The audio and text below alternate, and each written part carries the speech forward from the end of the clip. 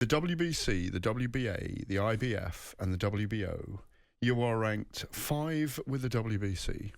You are ranked 2 with the WBA, in which Dmitry Bivol is the world champion. You are ranked number 9 in the IBF, and it's a lot of money number on 8 fees, I'll with the let you know. WBO. Now that for me is someone who's not that far away from challenging for a world title. Yeah. And your Buddy McGirt, as Adam mentioned, is training Callum Smith, who's in your weight division. We know Callum Smith, he was the number 1 at super middleweight, the weight below 168 pounds, till he vacated after losing the division after losing to Saul Canelo Alvarez. Yep. And you're probably not more than 3 fights away from a world title, and that's early next year, isn't it?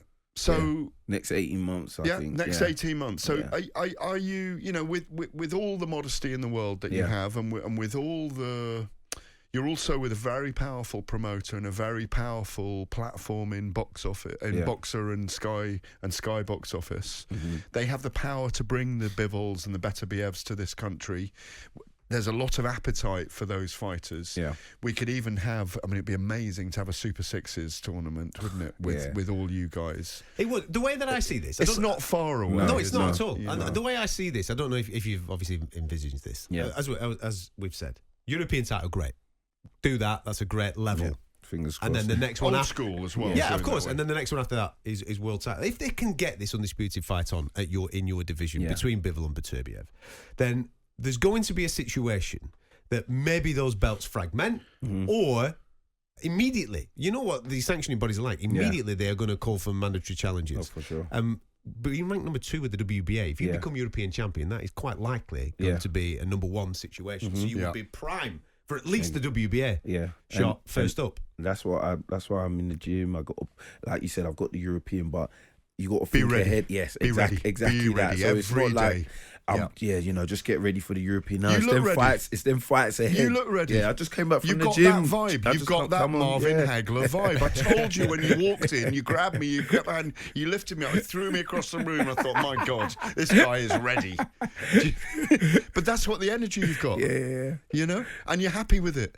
No, for sure, man. For sure. That's the game, man. You know what I mean? On the domestic scene, Dan, obviously there'll always be chat of you, Buatsi, Yard, Craig Richards, Callum Smith, all these guys. That's the dream for us as fans, wanting to see you all guys have a bit of a dance with each other. For sure. Lyndon Arthur as well. Of course. Of course. Craig Richards. Yeah. Where do you... Where's the... I'm putting you on the spot here. Yeah. Where's the biggest challenge, do you think, domestically for you, out of those fighters? I'll be honest with you. I think all of them are tough. And that's me not sitting on the fence. If I believe someone was way ahead, then I would say so. But I genuinely think all of them are challenges. And I would love if, like, you just mentioned it, a Super Six or something. Like, everyone remembers, like, Ben, Eubank, and Michael Watson. Watson. That's just free. Yeah. And we still remember that to that day, and we probably forever remembered in British boxing in the whole world. Imagine we can get all those names you mentioned, and we just do like some sort back to like round robin. Everyone just fights. Dan, when we had Carl Froch and Andre Ward and Arthur Abraham and all those guys, I can't believe they even got them all it in was one amazing. tournament. Glenn Johnson was an alternate in it, an alternate. It was an incredible. I covered the whole series. Yeah. I went there for the final for Carl Froch and Andre Ward in Atlantic City. We've got the power. 100%. There is the funding to have it actually stage it in the UK. Definitely. There's 6 of you out of 8 of you potentially British. From my point of view, it doesn't need a belt, but it's always nice just from a marketing point of view. If one of you could even just for like as a boxer, it's an achievement. I was a world champion as well, but also again legacy. Like people always talk about the Super Six, and I don't even think there was as much characters in that as there are with the light heavies in Britain. I think that a lot of us are characters. You got Buatsi there. You probably don't see him talk that much, but he's got character. Like he just ain't brought it out. You got myself. Again, like you got Craig Richards, another South Londoner. It would be really, really good, and I would love to be a part of that. I really would. Like, do you know what I mean? That's legacy. How do we actually? Let's remove, as you kind of mentioned, let's remove Bivol and Beterbiev for a moment, and not have world titles involved. Yeah. I mean, I do hope they meet this year. I think it's a great fight. I hope it happens in the UK, by the way. Why the UK? Because he's greedy. He wants to beat. Well, they can go to Montreal. I mean, one's a Russian from they're both Yerevan, Russians, really. and one's from Chechnya. You know, they're one's mixed race, isn't he? Korean and Russian. Bivol, And one is a Chechnyan who's relocated to Montreal.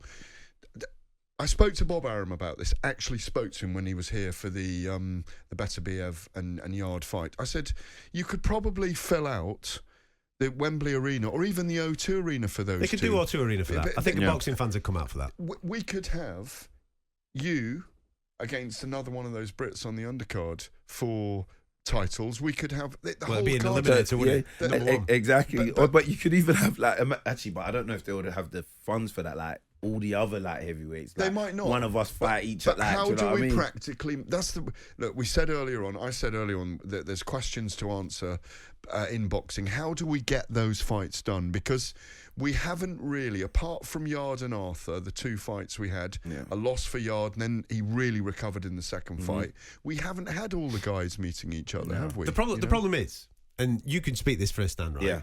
I think every one of the fighters, yourself, Anthony Yard, all these lads, they're in. Yeah, they just want to have a fight. No, for sure. I'll fight. It's the broadcasters, of course. Man.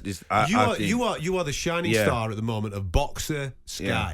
So therefore, they want you to fight on their platform for sure. And then somebody else. You got Yard on BT. Yeah, that's what they will want. Yeah. You know, we got Poatsy and Richards, didn't we? Which was good.